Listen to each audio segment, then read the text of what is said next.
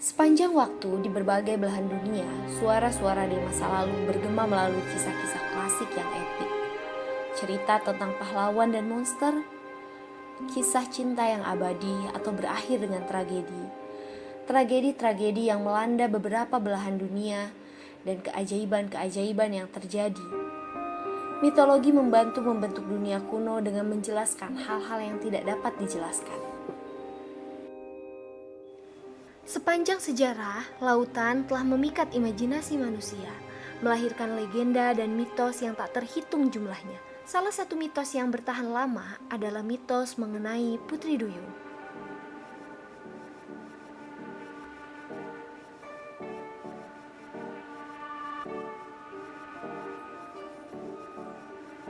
Putri Duyung, makhluk misterius setengah manusia setengah ikan yang telah memikat peradaban di seluruh dunia.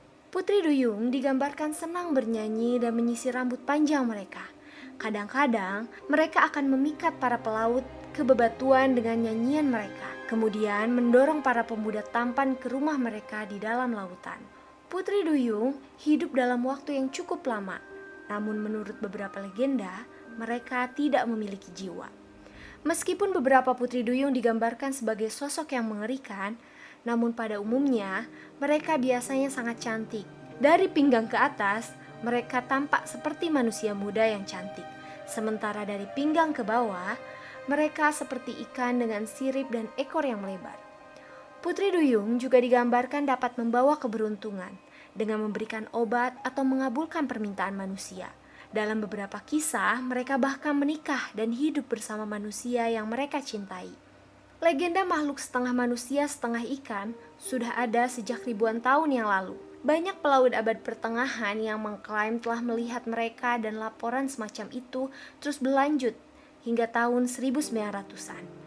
Sebagian besar penampakan oleh para pelaut mungkin adalah makhluk laut biasa seperti manate, duyung, atau sapi laut yang kini telah punah. Hewan-hewan ini tampak menggendong anaknya seperti manusia menggendong bayi.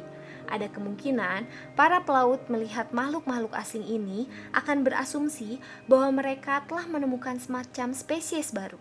Penggambaran Putri Duyung pada umumnya dan ide tentang makhluk cantik namun berbahaya ini mungkin muncul dari kisah-kisah sebelumnya tentang siren di Laut Aegea. Siren adalah bidadari laut yang memiliki kekuatan untuk memikat semua orang yang mendengar nyanyiannya, sehingga para pelaut yang tidak bahagia terdorong untuk menceburkan diri ke laut menuju kehancuran. Dalam cerita rakyat Inggris, Putri Duyung bisa menjadi pembawa nasib buruk yang mampu menyebabkan badai yang menghancurkan kapal dan para pelautnya. Dalam beberapa cerita, Putri Duyung dengan sengaja menyeret orang ke dalam air dan merenggut nyawa orang yang tenggelam. Di Irlandia dan Skotlandia ada yang disebut Merrow, yang dikatakan cantik, lembut, dan baik hati. Mereka juga memikat para pemuda untuk mengikuti mereka ke bawah ombak, karena mereka terpesona oleh lantunan indah Merrow. Dalam legenda Yunani, ada putri duyung yang dapat menenggelamkan kapal dan siren yang memikat para pelaut menuju kehancuran mereka. Mereka digambarkan sebagai manusia dari kepala hingga pinggang, dengan tubuh burung atau ekor ikan. Deskripsi makhluk yang mirip dengan putri duyung juga bisa hidup di danau dan sungai. Dalam mitologi Slavia, ada Rusalka, arwah perempuan muda yang menemui ajalnya karena tenggelam.